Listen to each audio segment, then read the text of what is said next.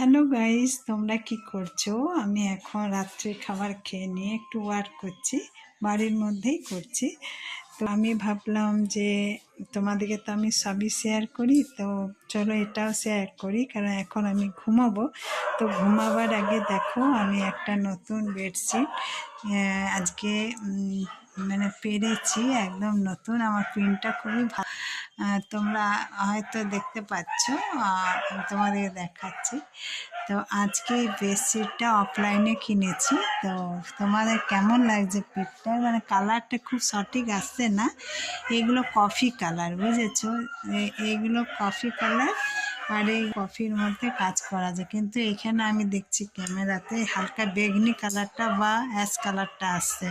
তো যাই হোক, তো আমার এই পেনটা তোমাদের কেমন লাগছে আমাকে নিশ্চয়ই জানিও। তো আজকে সবাই ভালো মন্দ রাত্রে কি খেলে আমাকে নিশ্চয়ই কমেন্টসে জানাবে, আর চাদরটা কেমন হলো আমার আমাকে নিশ্চয়ই জানাবে। তো গাইজ, আজকে রবীন্দ্র জয়ন্তী, আমি বিকেলেই কবিগুরুকে প্রণাম জানিয়েছি তোমাদের কাছে। আমার হাতে ফোন আছে, তার দু হাতে করতে পারছি না, শ্রদ্ধাটাই আসল। তো যাই হোক, তারপরে আজকে আমাদের এখানে বিজেপি জিতেছে, তো প্রচণ্ড পাড়ায় হচ্ছে পার্টি।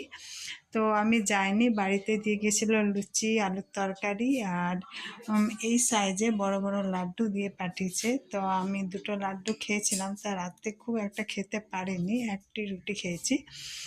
তো আজকে আমার শরীরটা একদম ভালো থাকেনি, তাই আমি বাড়ি থেকে বেরোয়নি, বাড়িতেই আছি। তো গাইস, তোমরা আজকে রবীন্দ্র জয়ন্তীতে কোথায় কি করলে বা কোথায় ঘুরতে গেছিলে আমাকে জানাবে। আর আমি তো বিকেলে তোমাদেরকে বাকিটা সবই জানিয়ে দিয়েছি, যে আজকে দেখো অনেক বড় একটা অধ্যায়ে মানে পরিবর্তন। তো একবার পরিবর্তন হওয়ার দরকারও ছিল। তো তবুও বলছি গাইস, আমরা ভারতবর্ষ, আমাদের এখানে বিভিন্ন জাতি, বিভিন্ন ধর্ম,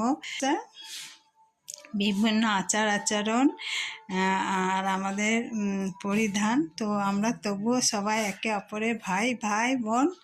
তো ধর্ম নিয়ে কেউ বিভেদ করবে না, ভয় খাবে না, ঝামেলা করবে না। আমাদের শান্তি বজায় রাখাই আমাদের দরকার, আর এইভাবে আমরা এগিয়ে যাব। তো আর কেউ যদি ক্ষতি করতে চায়, আমরা কোনো দিনও তাকে ক্ষতি করতে দিইনি, আগেও দিই, এখনও প্রেজেন্ট দিইনি, আর পরেও দেবো না, আমরা একদম উঠে দেবো, তাই তো। তো চলো, জয় ভারত। আর সবাই ভালো থেকো, আর চলো, গুড নাইট, টাটা।